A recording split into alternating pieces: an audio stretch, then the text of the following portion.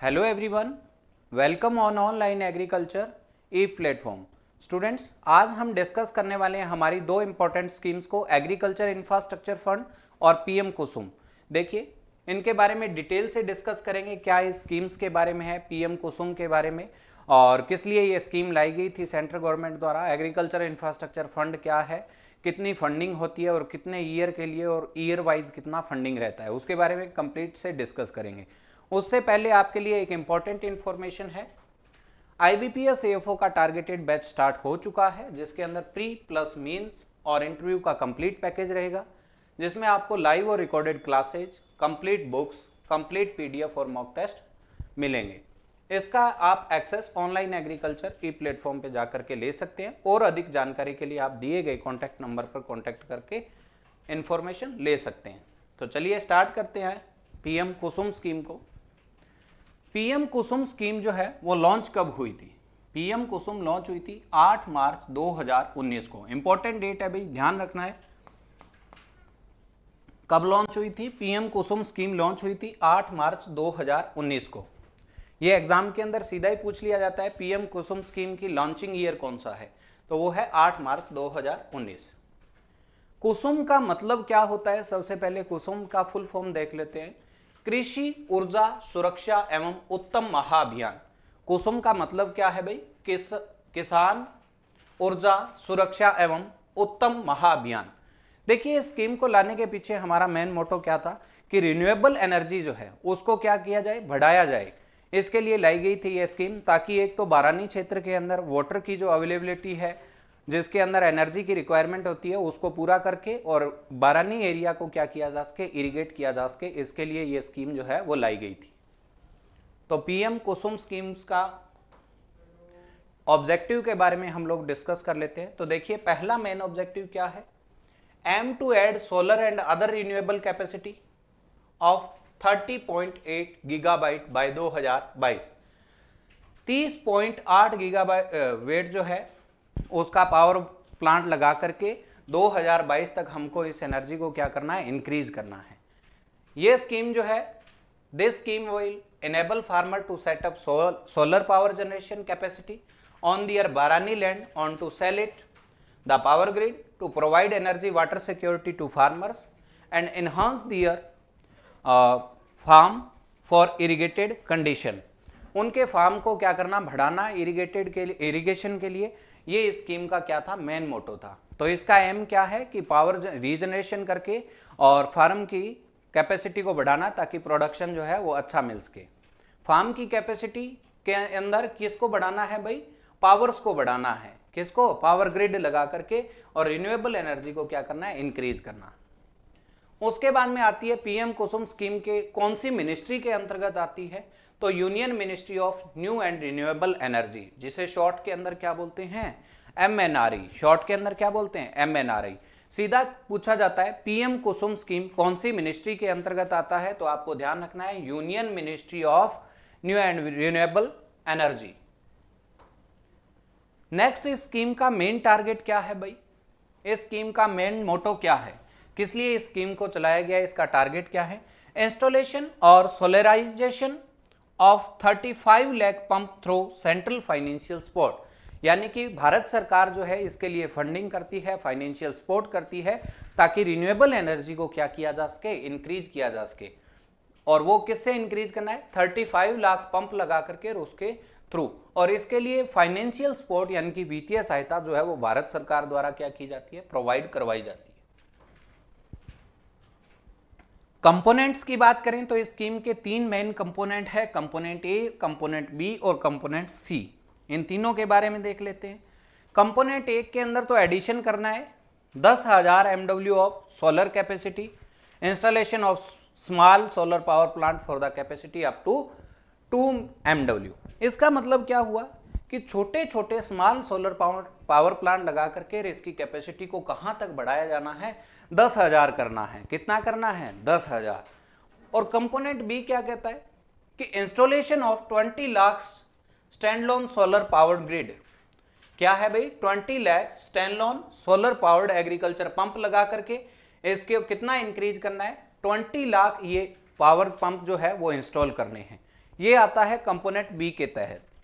इसका component C क्या कह रहता है, solarisation of 15 lakh existing grid connected agriculture pump, यानी कि जो एग्जिस्टेड ग्रिड जितने भी पंप लगे हुए हैं, जितने भी पावर ग्रिड लगे हुए हैं, उनको इंक्रीज करके और कितना किया जाना है, 15 लाख किया जाना है। ये भाई इस स्कीम के 3 मेजर कंपोनेंट है। ब्रीफ के अंदर डिस्क्रिप्शन की बात करें सभी के सभी कंपोनेंट के अंदर, फाइनेंशियल स्टेटमेंट क्या रहता है, तो financial assistant under components B and C central government देती है 30%, स्टेट गवर्नमेंट देती है 30%, और रिमेनिंग 40% जो है वो किसको देना पड़ता है, किसको देना पड़ता है, फार्मर को। तो 30% देती है भारत सरकार, 30% देती है राज्य सरकार, और 40% जो है वो फार्मर स्वयं को देना पड़ता है। इस प्रकार से ये पूरा का पूरा 100% हो जाता है। और अगर मैं बात करूं नॉर्थन ईस्टर्न स्टेट जैसे सिक्किम, जम्मू एंड कश्मीर, हिमाचल, उत्तराखंड, लक्षद्वीप है, अंडमान निकोबार द्वीप समूह है, इनके अंदर सेंट्रल गवर्नमेंट देती है 50%, राज्य सरकार देती है 30%, और फार्मर को कितना देना पड़ता है, 20% देना पड़ता है। कितना देना पड़ता है, 20%। तो ये है भाई कंपोनेंट बी और सी के लिए जो अपन पावर ग्रिड को इंक्रीज करना है या पंप सेट वगैरह को लगाया जाना है, उसके लिए फंडिंग का पैटर्न क्या रहता है, किसका कितना प्रतिशत रहता है। चलिए नेक्स्ट देखिए, यहां तक हमारी ये पीएम कुसुम जो है वो कंप्लीट होती है। अब हम बात करते हैं एग्रीकल्चर इंफ्रास्ट्रक्चर फंड की। किसकी भाई, agriculture infrastructure fund.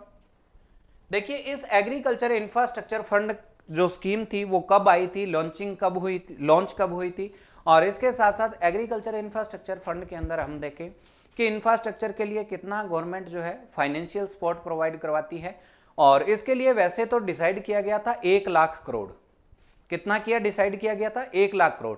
1 lakh crore रुपए एक बार में नहीं दिया जाता, इसको इंस्टॉलमेंट के अंदर दिया जाता है।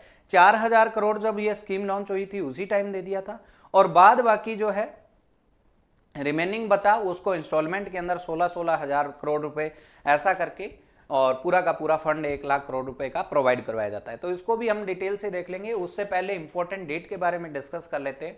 इंपॉर्टेंट डेट कब है भाई, लॉन्च कब हुई थी, 15/5/2020 को। कब लॉन्च हुई थी, 15 मई 2020 को ये स्कीम जो है लॉन्च हुई थी, एग्रीकल्चर इंफ्रास्ट्रक्चर फंड। ऑब्जेक्टिव क्या है एग्रीकल्चर इंफ्रास्ट्रक्चर फंड की, to mobilize a medium long term debit finance facility to investment in a viable project for post harvesting management, यानी कि इसके अंदर फंडिंग प्रोवाइड करवाई जाती है गवर्नमेंट के द्वारा, ताकि ज्यादा से ज्यादा इंफ्रास्ट्रक्चर को, एग्री इंफ्रास्ट्रक्चर को क्या किया जा सके, डेवलप किया जा सके। उसके लिए कौन कौन से कंपोनेंट है कि जिसके बारे में ये लोन वगैरह या फाइनेंशियल फैसिलिटी प्रोवाइड करवाती है, उनके बारे में भी कंपोनेंट ए और बी कौन कौन से पोस्ट हार्वेस्ट में आते हैं और कौन से अदर कंपोनेंट है, उसके बारे में भी देखेंगे। उससे पहले देख लीजिए, viable project for post harvest management infrastructure and community farming asset through incentive and financial support in order to improve agriculture infrastructure in the country के अंदर एग्रीकल्चर इंफ्रास्ट्रक्चर को इंप्रूव करने के लिए एग्रीकल्चर इंफ्रास्ट्रक्चर फंड स्कीम को लाया गया था, जिसके थ्रू पोस्ट हार्वेस्ट टेक्नोलॉजी है या अदर कंपोनेंट के लिए क्या है, फाइनेंस प्रोवाइड करवाया जाता है। ये स्कीम का मेजर ऑब्जेक्टिव है। नेक्स्ट हमारी आती है एग्रीकल्चर इंफ्रास्ट्रक्चर फंड के अंदर implementation period of agri infrastructure fund. ये स्कीम का इम्प्लीमेंटेशन पीरियड कब से कब तक है, 2020-21 से लेकर के 2032-33 तक। इसका implementation period very very important, आपको ध्यान रखना है। 2020-21 से लेकर के 2032-33 तक इसको क्या है भाई, कंप्लीट किया जाएगा। नेक्स्ट आता है loan disbursement pattern. Loan disbursement pattern का क्या मतलब है कि कितना लोन जो है वो प्रोवाइड करवाया जाता है स्कीम के तहत और किस सेक्टर को प्रोवाइड करवाया जाता है। देखिए, loan disbursement under the scheme will be complete in 6 year. Loan disbursement जो है वो 6 ईयर के बीच में क्या करना, 6 ईयर के अंदर अंदर क्या करना होता है, कंप्लीट करना होता है। ड्यूरिंग द फाइनेंशियल ईयर 2020-21 के अंदर कितना दिया गया था, जब ये स्कीम लॉन्च हुई थी तो एग्रीकल्चर इंफ्रास्ट्रक्चर को फंडिंग कितनी प्रोवाइड करवाई गई थी, 4000 करोड़ रुपए सैंक्शन हुए थे। कितने करोड़ रुपए भाई, 4000 करोड़ रुपए। बाद के अंदर क्या हुआ, the financing facility of the balance amount, remaining हमारा 1 लाख करोड़ दिया जाना था, उसमें से कितना बच गया, 96,000 करोड़ रुपए, will be distributed at 16,000 crore रुपए 2021-22 के अंदर। फिर क्या है, बाद बाकी कितने बच गए, 16,000 और 4,000। 4,000 करोड़ रुपए तो इसको दे दिए गए थे भाई 20-21 के अंदर, ये जब स्कीम लॉन्च हुई थी उसी टाइम। बाद के अंदर 16,000 करोड़ रुपए दे दिए गए थे 21-22 के अंदर, नेक्स्ट ईयर कितने, 16,000 करोड़ रुपए। 16 और 4 कितने हो गए, 20,000 करोड़ रुपए तो इन 2 ईयर के अंदर दे दिए गए थे। बाद में बचते हैं 80,000 करोड़ रुपए। 80,000 करोड़ रुपए रिमेनिंग 4 इंस्टॉलमेंट के अंदर प्रोवाइड करवाए गए थे और प्रोवाइड करवाए जाएंगे, यानी कि 2022-23 से लेकर के 25-26 तक हर ईयर 20,000 करोड़ रुपए एग्रीकल्चर इंफ्रास्ट्रक्चर फंड को दिए जाएंगे। जब भी हमारा बजट पेश होता है तो उसमें ये ऑलरेडी मेंशन्ड होता है। रीपेमेंट पीरियड की बात करें तो maximum period of 7 year including the moratorium period of up to 2 year. इसके अंदर क्या है, 7 साल के अंदर इसको क्या करना होता है, रीपेमेंट करना होता है। एग्रीकल्चर इंफ्रास्ट्रक्चर फंड कहता है जो भी पैसा प्रोवाइड करवाया जाएगा पर्टिकुलर पोस्ट हार्वेस्ट मैनेजमेंट या जो भी कोई प्रोजेक्ट है उसके लिए, तो उसको पैसे को 7 ईयर के अंदर कंप्लीट करना होता है, जिसके अंदर 2 साल का क्या रहता है, ऑलरेडी मॉरिटोरियम पीरियड इसके अंदर इंक्लूड रहता है। मॉरिटोरियम पीरियड क्या होता है, मान लीजिए अब जैसे कोविड के अंदर क्या हुआ था, कोविड में क्या हुआ था, बहुत सारे लोग ऐसे थे जिनका क्या चल रहा था, लोन चल रहा था ऑलरेडी, और वो किसी कारणवश क्या है लोन नहीं भर पाए, क्योंकि उस समय सारा का सारा काम क्या हो गया था, बंद हो गया था। तो बैंक ने क्या किया, मॉरिटोरियम लागू कर दिया। मॉरिटोरियम के अंदर क्या होता है कि आपका सिबिल वगैरह के ऊपर किसी भी तरीके का कोई इंपैक्ट नहीं पड़ता है, और आपका जो इंस्टॉलमेंट आज स्टार्ट होने वाला था उसका मॉरिटोरियम अगर 1 साल तक बढ़ा देते हैं या 2 साल बढ़ा देते हैं तो उसके बाद में इंस्टॉलमेंट जो है वो स्टार्ट होगा, तो उसके ऊपर किसी भी तरीके का, यानी कि हमारे सिविल स्कोर के ऊपर किसी तरीके का कोई इंपैक्ट नहीं पड़ेगा। मॉरिटोरियम पीरियड को ग्रेस पीरियड भी बोला जाता है। क्या बोला जाता है, कई जगह आप मॉरिटोरियम को ग्रेस पीरियड भी देखेंगे। तो मॉरिटोरियम को क्या बोलते हैं, ग्रेस पीरियड, और वो कितना रहता है, 2 ईयर रहता है एग्रीकल्चर इंफ्रास्ट्रक्चर फंड के अंदर। Next, size of the financing facility, ये मैंने आपको बता दिया था 1 लाख करोड़ रुपए है। 4,000 करोड़ रुपए 2020-21 में, 16,000 करोड़ रुपए 2021-22 के अंदर, रिमेनिंग हमारे पास 80,000 करोड़ रुपए बचते हैं, और 80,000 करोड़ रुपए जो है हर साल 20,000 करोड़ रुपए जो है इस स्कीम को एग्रीकल्चर इंफ्रास्ट्रक्चर को क्या है प्रोवाइड करवाए जाएंगे, ताकि क्या हो, इंफ्रास्ट्रक्चर एग्रीकल्चर का डेवलप हो। क्लियर है भाई यहां तक सभी को अच्छे से। चलिए नेक्स्ट देखिए, इसके अंदर भी एंट्रेंस सबवेंशन रहता है। इसके अंदर भी क्या रहता है, एंट्रेंस सबवेंशन कॉस्ट रहती है, और वो कितने प्रतिशत तक रहती है, कितने प्रतिशत रहती है और कितने अमाउंट तक रहती है। तो एंट्रेंस सबवेंशन इसके अंदर रहता है 3%। एंट्रेंस सबवेंशन कितना रहता है, 3% रहता है, और उसकी लिमिट क्या होती है, RS, यानी कि 2 करोड़ रुपए। कितनी होती है लिमिट, अप टू 2 करोड़ रुपए। 2 करोड़ तक का अगर लोन होता है एग्री इंफ्रास्ट्रक्चर फंड के तहत दिया जाता है, तो जितना भी इंटरेस्ट रेट होता है उसके अंदर से 3% का डिस्काउंट मिल जाता है। कितना भाई, 3% का। क्वेश्चन किस प्रकार से पूछा जाएगा कि एग्रीकल्चर इंफ्रास्ट्रक्चर फंड के अंदर अगर कोई फार्मर ने 2 करोड़ रुपए का अगर किसी प्रोजेक्ट के तहत उसने लोन ले रखा है, तो उसका एंट्रेंस सबवेंशन कितना रहेगा, तो एंट्रेंस सबवेंशन कितना रहेगा भाई, एंट्रेंस सबवेंशन कॉस्ट रहेगी आपकी 3%।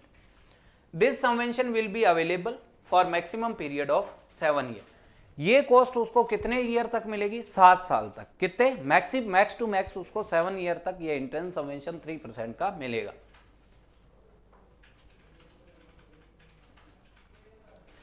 नेक्स्ट देखिए एंट्रेंस सबवेंशन के अंदर, in case of loan beyond RS 2 crore then entrance subvention will be limited up to 2 crore. यानी कि अगर 2 करोड़ से ऊपर की अमाउंट अगर लोन की चली जाती है तो ये एंट्रेंस सबवेंशन तो हमारा 2 करोड़ तक ही रहेगा, उसके ऊपर नहीं रहेगा। यही बात लिखी हुई है कि in this case loan amount 2 crore से बियॉन्ड चला जाता है तो then entrance subvention will be limited up to 2 crore. Next, credit guarantee cost क्या है। क्रेडिट गारंटी कॉस्ट की अगर बात करें तो credit guarantee coverage will be available for eligible borrower from the financing facility. यानी कि क्रेडिट गारंटी कॉस्ट का, यानी कि हम बैंक के अंदर जाते हैं तो बैंक हमें कई बार बोलता है कि आपकी इस लोन को करवाने के लिए CGM क्या लगेगी, CGMST फीस लगेगी। तो तो अगर 2 लाख करोड़ रुपए तक की अमाउंट रहती है तो उसके अंदर किसी भी तरीके की जो है CGTMSE फीस नहीं लगती है। ये फीस चार्जेस ऑलरेडी लगता है, लेकिन ये चार्ज गवर्नमेंट के द्वारा क्या किया जाता है, प्रोवाइड करवाया जाता है, यानी कि this coverage will be paid by the government. ये कवरेज जो है वो सारा का सारा CGTMSE जो चार्ज है वो गवर्नमेंट के द्वारा प्रोवाइड करवाया जाएगा। क्लियर है यहां तक क्रेडिट गारंटी कॉस्ट। नेक्स्ट आता है कौन कौन से एलिजिबल प्रोजेक्ट है जिनके यानी कि एग्रीकल्चर इंफ्रास्ट्रक्चर फंड के तहत जिनसे अपन क्या ले सकते हैं, लोन ले सकते हैं। तो पहला ये number component post harvest management project like primary processing centre है, कोल्ड चेन है, असेसिंग यूनिट है, सप्लाई चेन सर्विस है, इंक्लूडिंग ई मार्केटिंग प्लेटफॉर्म है, इसके साथ साथ साइलोज है, उसके बाद में नेक्स्ट पैक हाउसेज है, शॉर्टिंग एंड ग्रेडिंग यूनिट है, उसके बाद में नेक्स्ट कंपोनेंट हमारा आता है वेयर हाउसिंग, लॉजिस्टिक फैसिलिटीज है, रिपेयरिंग चैम्बर्स है, राइपनिंग चैम्बर्स है। इन सब के लिए क्या करवाया जाता है भाई, फाइनेंस प्रोवाइड करवाया जाता है। ये सारे के सारे एलिजिबल प्रोजेक्ट है जिनको अपन एग्रीकल्चर इंफ्रास्ट्रक्चर फंड के अंदर इंक्लूड करते हैं फाइनेंसिंग फैसिलिटी प्रोवाइड करवाने के लिए। उसके बाद में वाइबल प्रोजेक्ट की अगर मैं बात करूं, यानी कि हमारा कंपोनेंट नंबर बी आता है, उसके अंदर infrastructure for smart and precision agriculture के लिए, ऑर्गेनिक इनपुट प्रोडक्शन के लिए, बायो स्टिमुलेशन प्रोडक्शन यूनिट के लिए, यानी कि ऑर्गेनिक फार्मिंग को बढ़ाना हमारा आज के टाइम में मुख्य उद्देश्य है। इसके साथ साथ प्रिसीजन एग्रीकल्चर। प्रिसीजन एग्रीकल्चर का मतलब क्या होता है कि हर एक इनपुट को इस मिनिमाइज फॉर्म के अंदर यूज किया जाए या प्रिसाइज फॉर्म के अंदर यूज किया जाए ताकि जिसका आउटपुट हमें क्या है, अच्छा देखने को मिले। यानी कि minimum use of input and maximum output is the concept of the precision farming. Clear है यहां तक। तो ये 3 कंपोनेंट हमारे वाइबल प्रोजेक्ट के अंतर्गत आते हैं जिनके तहत एग्रीकल्चर इंफ्रास्ट्रक्चर फंड जो है वो फाइनेंसिंग फैसिलिटी प्रोवाइड करवाता है। Size of the financing facility and eligible beneficiary under the AIF, ये कौन कौन से 1 लाख करोड़ रुपए हैं, और 1 लाख करोड़ रुपए जो फंडिंग है वो डायरेक्ट किसी को प्रोवाइड नहीं करवाई जाती। ये पैसा किसको दिया जाएगा, जैसे पैक्स है। पैक्स क्या है भाई, फुल फॉर्म क्या है, primary agricultural credit societies, marketing cooperative societies, farmer producer organisation जो हमारी FPO हैं उनको, सेल्फ हेल्प ग्रुप SHG को, फार्मर्स को, जॉइंट लाइबिलिटी ग्रुप को, मल्टीपर्पज कोऑपरेटिव सोसाइटीज को, एग्री एंटरप्रेन्योर्स को, startup and central agency, local body sponsored by the public private partnership project, state agency है, एग्रीकल्चर प्रोड्यूस APMC मंडीज है, national and state federation of cooperatives है, federation of FPO का कोई भी federation है उसको, एंड फेडरेशन ऑफ SHG का कोई भी अगर फेडरेशन है तो उनको। ये 1 लाख करोड़ रुपए तक की अमाउंट एग्रीकल्चर से रिलेटेड जो भी डेवलपमेंट वाली संस्थाएं हैं, APMC है, चाहे SHG है, चाहे पैक्स है, चाहे ई प्लेटफॉर्म है जो मार्केटिंग को डेवलप करते हैं, चाहे फार्मर्स है, चाहे स्टेट की सोसाइटीज़ है, चाहे सेंटर की सोसाइटीज़ है, इन सबको क्या करवाया जाता है, प्रोवाइड करवाया जाता है। तो 1 लाख करोड़ रुपए प्रोवाइड करवाए जाते हैं और उसका रेशियो मैंने आपको बता दिया कि हर ईयर कितना प्रोवाइड करवाया जाता है। APMC operating regulated market for agriculture and allied sector producing including fisheries and shall also be eligible, यानी कि जो फिशरीज सेक्टर वगैरह है, एलाइड एग्रीकल्चर है, उसको भी इसके अंदर क्या किया गया है, इंक्लूड किया गया है। हाईएस्ट फाइनेंसिंग फैसिलिटी प्रोवाइडेड, सबसे ज्यादा फंड एग्रीकल्चर इंफ्रास्ट्रक्चर फंड के तहत कौन से स्टेट को प्रोवाइड करवाया गया, यूपी 12,831 करोड़ रुपए, राजस्थान को कितना है भाई 9,015 करोड़ रुपए हाईएस्ट प्रोवाइडेड करवाए गए हैं एग्रीकल्चर इंफ्रास्ट्रक्चर फंड के तहत। चलिए भाई क्लियर है यहां तक सभी को। यहां तक हमारी दोनों की दोनों स्कीम एग्रीकल्चर इंफ्रास्ट्रक्चर फंड और PM कुसुम को हमने अच्छे से डिटेल से कवर कर लिया। ऐसे ही हम लगातार हमारी और अदर इंपॉर्टेंट एग्रीकल्चर स्कीम्स को आगे के सेशन के अंदर कवर करते रहेंगे। आज के लिए इतना ही। Thank you everyone.